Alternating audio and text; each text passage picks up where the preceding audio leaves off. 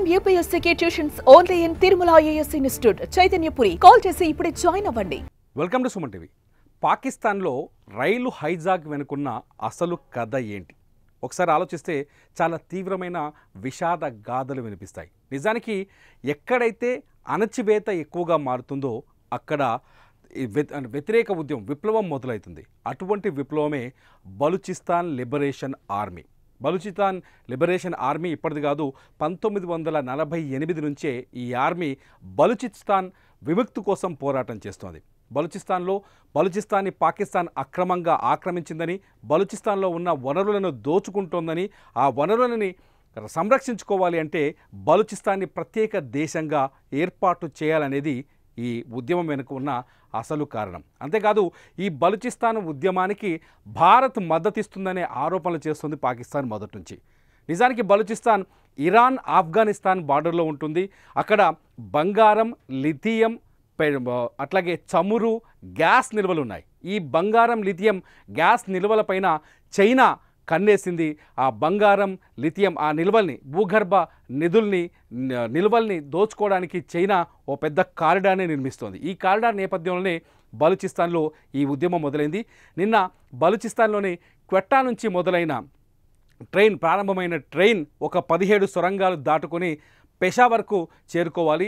ఈ రైల్లో దాదాపు 400 మంది ప్రయాణికులు ఉన్నారు.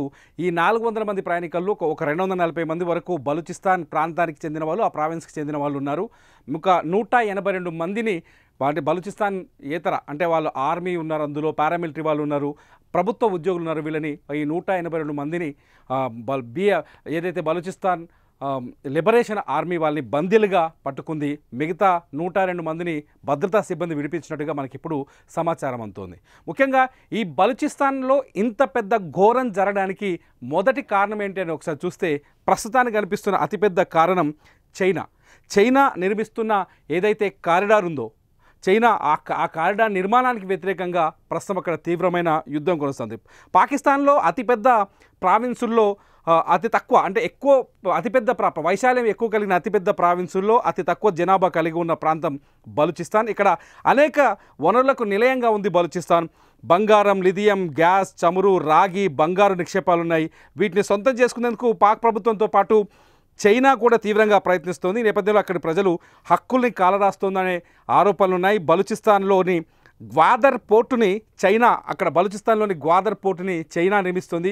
ఆ పోర్టు నిర్మాణానికి వ్యతిరేకంగా అంటే గ్వాదర్ నుంచి చైనాలోని జిన్యాంగ్ ప్రావిన్స్ వరకు ఒక ఎలివేటెడ్ కారిడార్ని, ఒక డెవలప్మెంట్కు ఒక నేపథ్యంలో ఒక కారిడార్ని చైనా నిర్మిస్తోంది.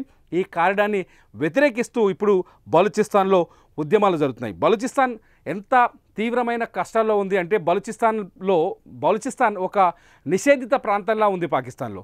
పాకిస్తాన్ ఆర్మీ బలూచిస్తాన్లో చేయని అరాచకాలు లేవు. దాదాపు 20,000 మందికి పైగా మహిళల్ని నిర్బంధించి అక్రమంగా నిర్బంధించారు. మహిళలు, చిన్నపిల్లల్ని కూడా అక్రమంగా అక్కడ పాకిస్తాన్ ఆర్మీ నిర్బంధించి ఉంది. వాళ్ళంతా ఇప్పుడు నరకం చూపిస్తున్నారు. ఈ అక్రమ నిర్బంధాలకు వ్యతిరేకంగా ఉద్యమాలు జరుగుతున్నాయి.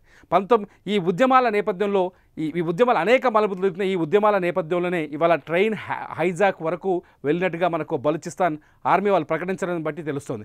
అంతేకాదు పాకిస్తాన్ ఆర్మీ వెళ్ళి ఆ ఏరియాలో మహిళలపైన అత్యంత దారుణంగా, పాశవికంగా అఘాయిత్యాలకు, అత్యాచారాలకు పాల్పడుతుంది.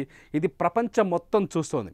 పాకిస్తాన్లో బలూచిస్తాన్లో ఉన్న నిధులను, భూగర్భ వనరులను దోచుకోవడానికి చైనా కుట్ర నేపథ్యంలోనే బలూచిస్తాన్ని వదులుకునే స్థితిలో లేదు పాకిస్తాన్. అందుకనే బలూచిస్తాన్ని బలవంతంగా పాకిస్తాన్తో కొనసాగేలా సైనిక చర్యలు చేపట్టింది. సైన్యాన్ని పంపించి అక్కడ అఘాయిత్యాలకు, దారుణాలకు పాల్పడుతుంది. ఈ నేపథ్యంలోనే బలూచిస్తాన్లో ఒక పెద్ద తిరుగుబాటు. నిజానికి బలూచిస్తాన్ తిరుగుబాటు ఉద్యమం ఇప్పుడు కొత్తగా మొదలైంది కాదు. భారత్ నుంచి పాకిస్తాన్ విడిపోయిన వెంటనే 1948లోనే పాకిస్తాన్ మాకొద్దు, ఈ స్వార్థపూరిత రాజ్యంలో మేము కలిసి ఉండలేమంటూ బలూచిస్తాన్ ప్రజలు నినదించారు. అంతేకాదు భారత్లో కలిసేందుకు వాళ్ళు అప్పట్లో ఆసక్తి చూపించారు. ఈ నేపథ్యంలో భారత్ బలూచిస్తాన్లోని ఉగ్రవాద కార్యకలాపాలకు, తిరుగుబాటు చర్యలకు భారత్ సహాయం చేస్తోందనే ఆరోపణలు పాకిస్తాన్ చేస్తూ వస్తుంది. నిజానికి భారత్తో సంబంధం లేకుండా అక్కడి అణచివేతకు గురవుతున్న బలూచిస్తాన్ ప్రజలే ఇవాళ ఆర్మీగా తిరుగుబాటు ఉద్యమాలు చేస్తున్నారు. ఈ ఉద్యమాల్లో అనేక మంది ఇప్పటివరకు ప్రాణాలు కోల్పోయారు. ఈ ఉద్యమం నేపథ్యంలోనే ఇవాళ ఏదైతే ట్రైన్ జాఫర్ ఎక్స్ప్రెస్ ఏదైతే ఉందో బలూచిస్తాన్లోని క్వెట్టా నుంచి ప్రారంభం వస్తున్న ట్రైన్ ఏదైతే ఆ ట్రైన్ని హైజాక్ చేశారు. ఇది మొత్తంగా సూక్ష్మంగా చెప్పాలంటే బలూచిస్తాన్లో జరిగిన ట్రైన్ హైజాక్ వెనుక ఉన్న అసలు కథ.